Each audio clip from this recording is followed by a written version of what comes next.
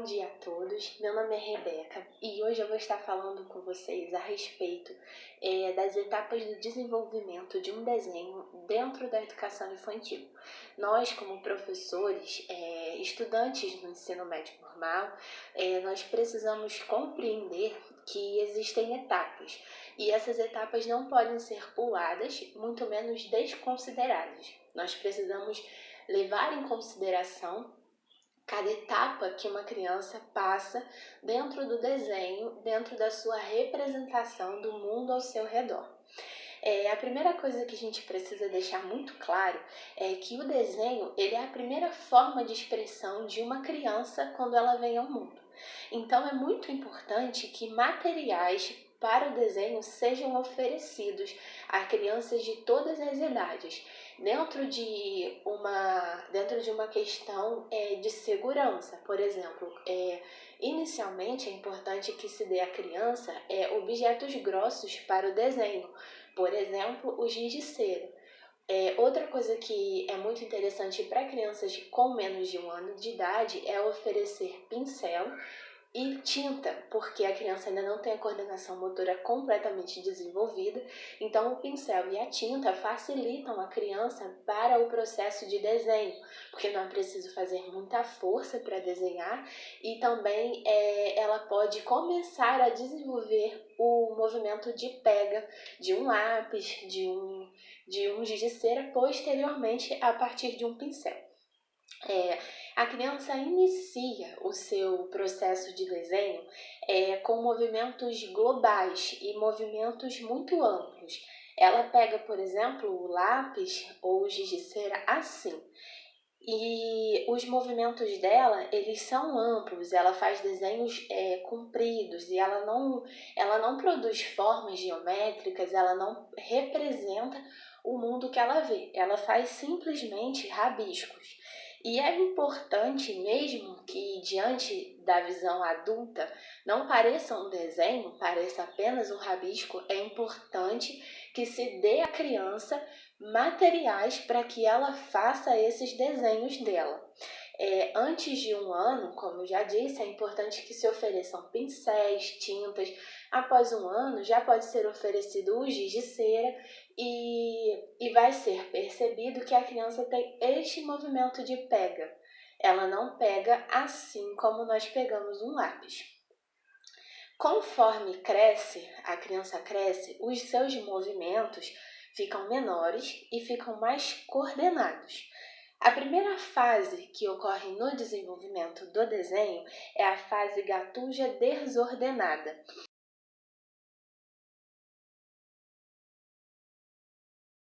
Ela vai fazer pequenas bolas e elas vão ser sempre agarradinhas.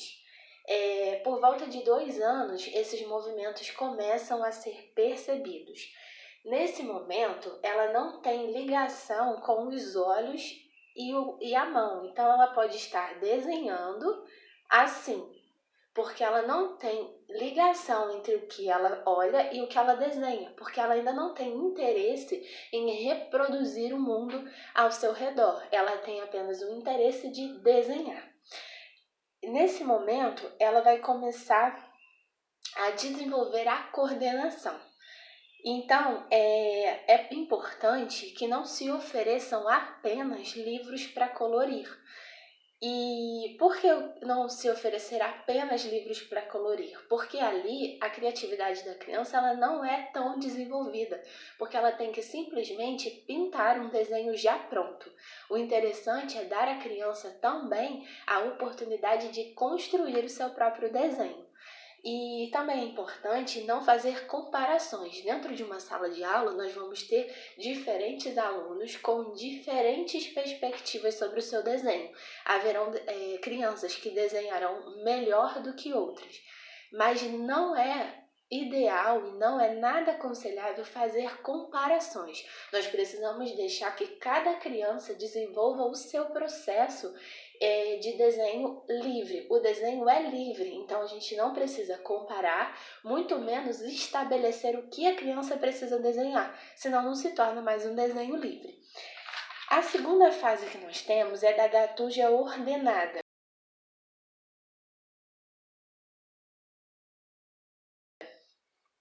Nesse momento, a criança vai passar a coordenar o seu olho com a sua mão. Então, ela olha o que ela está fazendo. Porém, ainda não há intenção de representar. Então, ela não está com a intenção de desenhar a casa que ela mora, o parquinho da escola, os amigos ao seu redor. A intenção dela é apenas desenhar. Então, ela não atribui significado ao que ela desenha, ela apenas desenha. Depois desta fase, nós temos a gatuja ordenada circular.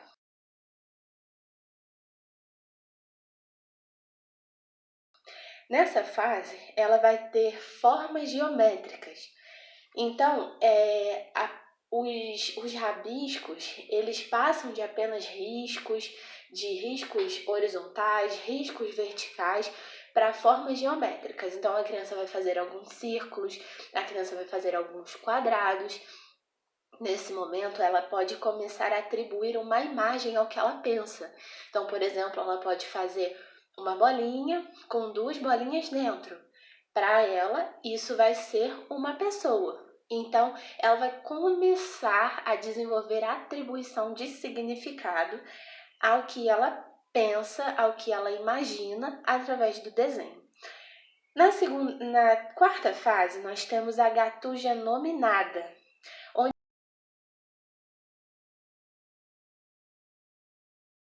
vai ter uma mesclagem entre as fases anteriores. Então, ora haverão rabiscos, ora haverão formas geométricas, porque a criança está em uma fase de transição. Essa fase se chama gatuja nominada mesclada.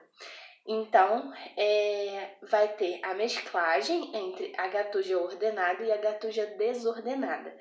E ali ela começa a dar nome ao que ela desenha. Então ela vai mostrar o desenho e vai dizer: aqui tem uma casa, aqui tem uma árvore, aqui tem uma criança. Então ela começa a atribuir significado ao que ela está desenhando. Nós temos as fases que são as fases pré-esquema. E elas são divididas em primeira fase pré-esquema e segunda fase pré-esquema. Na primeira fase pré-esquema,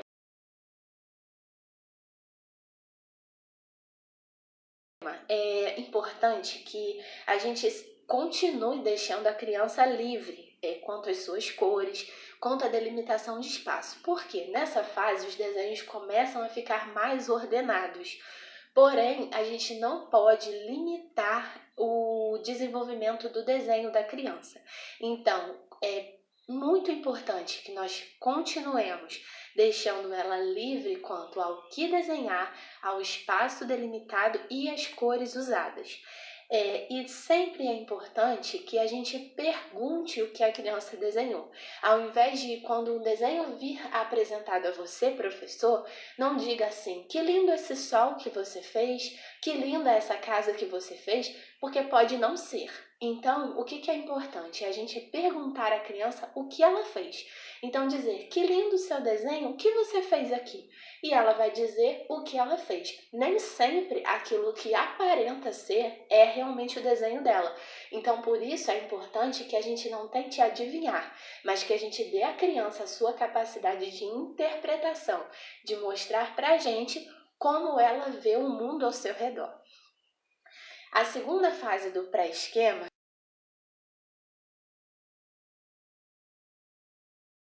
ela vai começar a organizar o espaço.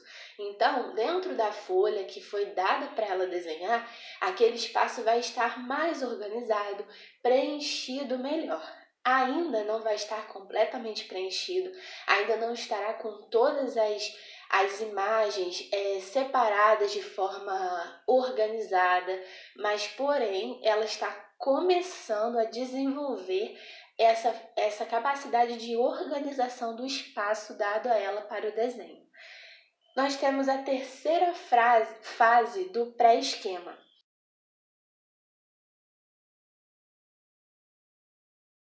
Nessa fase, o desenho vai estar estruturado, então ela vai conseguir reproduzir as suas ideias de forma mais organizada. É importante que nós compreendamos que essa fase é uma fase longa.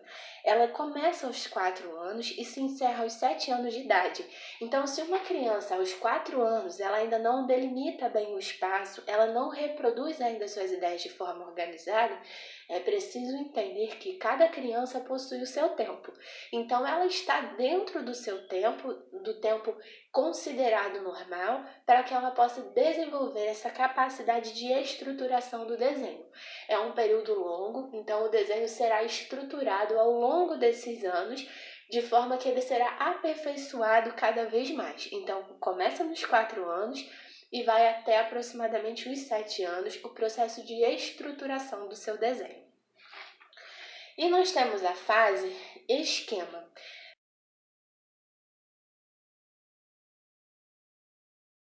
Nessa fase, a criança relaciona cada imagem representada.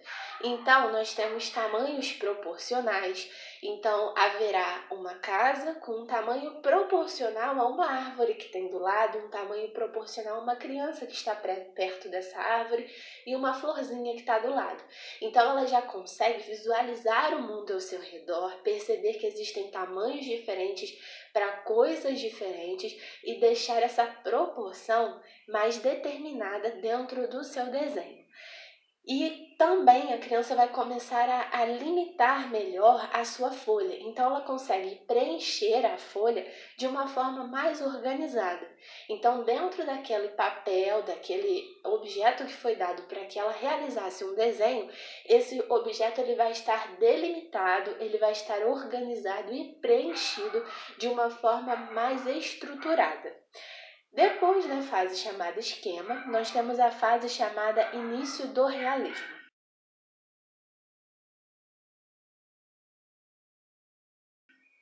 Nesse momento, a criança ela já está muito madura, muito mais madura do que no início dos seus desenhos. E ela consegue visualizar a vida de uma forma melhor. Então, nessa fase não existe mais o egocentrismo, onde a criança ela é o centro do universo. Consequentemente, ela é o centro dos seus desenhos, ela percebe que existe um mundo ao seu redor e que ela não é sempre o centro desse mundo. Então, ela começa a desenhar mais elementos da realidade ao seu redor. E aqueles que têm a capacidade e a habilidade maior para as artes, uma habilidade mais apurada para o desenvolvimento artístico, vão começar a surgir traços nessa fase demonstrando esse momento da criança em relação às suas capacidades artísticas. Então, existem muitos traços específicos na arte. Então, a criança que tiver essa habilidade mais apurada, sendo um dom dela, ela vai começar a demonstrar traços dessa habilidade. Esse processo ele se inicia dos 11 aos 12 anos de idade. Então, é um processo que vem na fase mais velha da criança, onde a criança não está mais na educação infantil, mas com certeza a forma como o desenho dela foi tratado dentro do ambiente da educação infantil vai influenciar muito nos seus desenhos, na sua capacidade de interpretar o mundo à sua volta, quando ela chegar nessa fase do realismo. É importante que a gente reitere algumas informações para você, professor, que vai iniciar na educação infantil e vai se deparar com crianças de diferentes idades reproduzindo seus desenhos. Nós não podemos querer adivinhar o que as crianças desenharam, então sempre pergunte a ela o que ela fez, dê a ela a capacidade de se expressar. Como a criança ainda é jovem, muitas vezes ela não consegue explicar o que ela está sentindo. Então, às vezes, o desenho é capaz de fazer você, professor, demonstrar ao pai alguma situação que a criança esteja passando, porque no desenho ela pode interpretar isso. Então, nunca limite a criatividade do seu aluno, nunca bloqueie o seu processo de criatividade, o seu processo construtor de vida, de visão de mundo, porque a criança Cada criança tem uma vivência sobre o mundo e a sua forma de ver o mundo é diferente, então é muito importante que o desenho livre seja de fato livre, onde a criança possa mostrar o mundo à sua volta. Eu queria ler para vocês um conto chamado Flor Vermelha do Caule Verde. É de Ellen Barclay. Era uma vez um menino que era bastante pequeno e estudava numa grande escola. Mas quando o menino descobriu que podia ir à escola e caminhando passar através da porta, ficou feliz. E a escola não parecia mais tão grande quanto antes. Certa manhã, quando o menino estava na aula, a professora disse: "Hoje faremos um desenho." Que bom, pensou o menino. Ele gostava de fazer desenhos. Podia fazê-lo de todos os tipos: leões, tigres, galinhas, vacas, barcos e trens. Pegou então sua caixa de lápis e começou a desenhar. Mas a professora disse: "Espere, ainda não é hora de começar." E ele esperou até que todos estivessem prontos. "Agora," disse a professora, "desenharemos flores." Que bom, pensou o menininho. Ele gostava de desenhar flores e começou a desenhar flores com seus lápis cor-de-rosa, laranja e azul. Mas a professora disse: "Esperem, vou mostrar como fazer." E a flor era vermelha com o caule verde. No outro dia, quando o menininho estava em aula ao ar livre, a professora disse: "Hoje faremos alguma coisa com barro." Que bom, pensou o menininho, ele gostava de barro. Ele podia fazer todos os tipos de coisa com barro: elefantes, camundongos, carros e caminhões. Começou a juntar e amassar sua bola de barro, mas a professora disse: "Esperem, não é hora de começar." E ele esperou até que todos estivessem prontos. "Agora," disse a professora, "faremos um prato." Que bom, pensou o menininho. Ele gostava de fazer pratos de todas as formas e tamanhos. A professora disse: "Esperem, vou mostrar como se faz." E ela mostrou a todos como fazer um prato fundo. "Assim," disse a professora, "podem começar agora." O menininho olhou para o prato da professora, então olhou para o seu próprio prato. Ele gostava mais do seu prato do que do da professora, mas não podia dizer isso. Amassou seu barro numa grande bola novamente e fez um prato igual ao da professora. Era um prato fundo. E muito cedo o menininho aprendeu a esperar e a olhar, e a fazer as coisas exatamente como a professora fazia. E muito cedo ele não fazia mais as coisas por si mesmo. Então aconteceu que o menininho e sua família mudaram-se para outra casa, em outra cidade, e o menininho teve que ir para outra escola. No primeiro dia, ele estava lá. A professora disse: "Hoje faremos um desenho." Que bom, pensou o menininho. E ele esperou que a professora dissesse o que fazer. Mas a professora não disse. Ela apenas andava pela sala. Então veio até ele e falou: "Você não quer desenhar?" "Sim," disse o menininho. "O que é que vamos fazer?" "Eu não sei até que você o faça," disse a professora. "Como eu posso fazer?" perguntou o menininho. "Da mesma maneira que você gostar," respondeu a professora.